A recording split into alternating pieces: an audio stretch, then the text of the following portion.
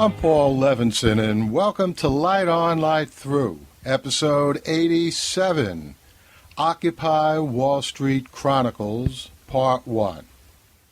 Well, it's Thanksgiving Day in America. That's November 24th, 2011. And I thought this would be a good time to share with you some of the 15 blog posts that I've been writing about Occupy Wall Street since the end of September and up until a few days ago. And because I expect Occupy Wall Street in the United States and all over the world to continue, that's why I'm calling these Chronicles Part 1. Now, to give you just a tiny bit of background, it was back in February of this year, 2011, that I first made the point that the Arab Spring was really a fulfillment of Marshall McLuhan's idea that we're living in a global village. McLuhan made that point back in 1962 in the Gutenberg Galaxy, but back then it was more of a prediction, a projection, a metaphor, than a description of an actual reality.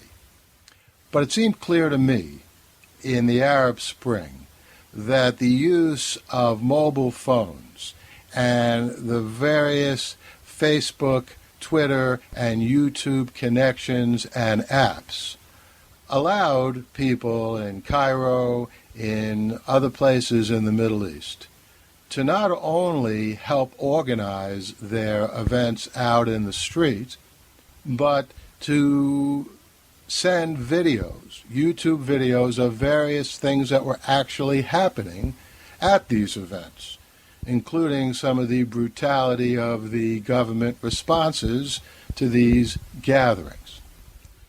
So with that in mind, I wasn't surprised at all to see the same sort of thing begin to happen here in the United States and elsewhere in the world.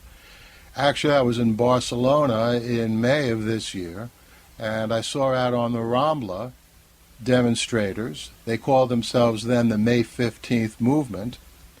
And it was interesting to me because Spain is a democracy. Egypt was not, still is not, as a matter of fact. But it was much the same as the Arab Spring.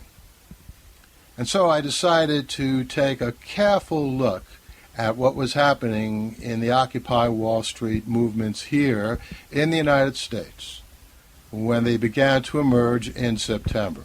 And what I'm going to read to you are a series of 15 or so blog posts. I'll mention the date that each of the posts was first made, and then I'll read the post to you. Each post has a headline, and that I hope will give you an idea of some of the perspectives that apply to Occupy Wall Street, or at least some of my perspectives. So we begin Tuesday, September 27th, 2011. New York City Police disgrace themselves in brutal treatment of Wall Street protesters. I've lived in New York City all of my life and have never been a big fan of our police. As a teenager, I was roughed up by cops in their search for firecrackers. I saw them point-blank attack protesters in the Vietnam War era. I've heard firsthand from friends I believe about NYPD double-standard treatment of African Americans and their shooting to death of Amadou Diallo, who was unarmed, and their sodomizing of Abner Louima, two separate incidents, were beyond horrendous. But the NYPD have reached a new low in mass continuing violation of human beings and human rights in their response to the Occupy Wall Street protesters. These are not isolated cases of cops gone crazy. The tear gassing of people behind barricades, the throwing to the ground of protesters who have no weapons and pose no threat, is a systematic, widespread attack on human decency, the First Amendment, and its guarantee of peaceful assembly, as well as on the bodies and spirits of protesters expressing their nonviolent opinion. Police Commissioner Kelly in New York City justifiably takes pride in how well the NYPD have defended New Yorkers from terrorist attacks. He should also take pride in, or at very least insist upon, the NYPD defending and protecting the rights of New Yorkers and anyone who visits our city to express his or her opinion.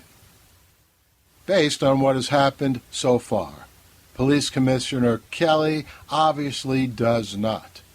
Mayor Bloomberg should replace him with someone who can grasp the difference between a criminal and a peaceful protester, between throwing a protester violently to the ground versus firmly escorting the protester off any unlawfully occupied premises.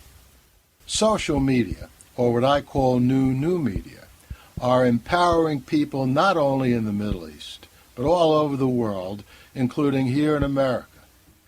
We have a right to express our critique of Wall Street and the sad pass in the economy, the financial disaster Wall Street moguls have brought us to. Mayors would be wise to respect this and restrain out-of-control police, lest the voters boot them out of office in the next election. And the federal government would be wise to do something constructive and bring any police officer who violates the rights of protesters up on charges. And mainstream news media, I'm talking to you, CNN, Fox News, MSNBC, CBS, ABC, NBC, what is taking you so long to catch up with the sustained coverage Keith Olbermann has been giving this spectacle of police misconduct on his countdown show on current TV?